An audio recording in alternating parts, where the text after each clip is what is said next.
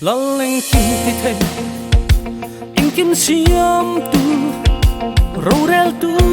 chuan ma shuai thing min chan chua ka kan zui pho chuan thi na lam tuang so mai la ro bi fam kim ma thua min van trăng na lo chu le anga le lung hi lo tui ra li do to ro ta ri anga rin no mama sui tu ta chua kim ta king cha tuam ram lua van la ma an thok chowa o unau ron pan mai ro la leng kim ti the em kim siam tu ro rel tu chua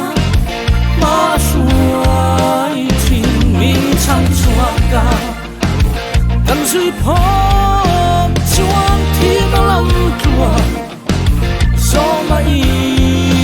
la o nau se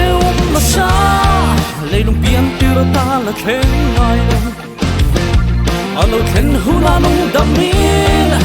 chua don si long so nei der te an lo chua ka nga kan te mau ti der tu mi suang a luang lia manga o una i lau lom ni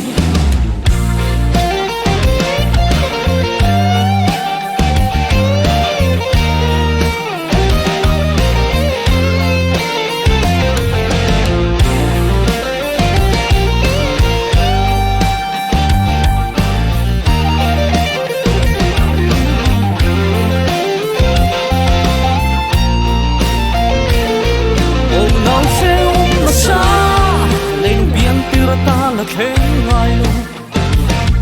alo khen hu na nong dam min i chua don si long so nei der te an lo chua ka nga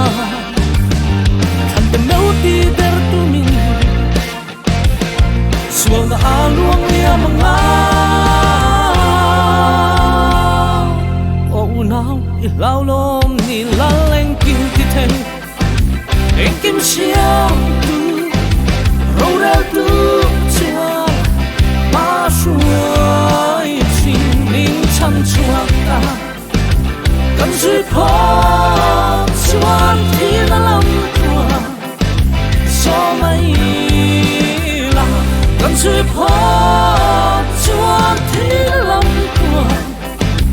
so mai la kan zui pho chuan thi na lam tua so mai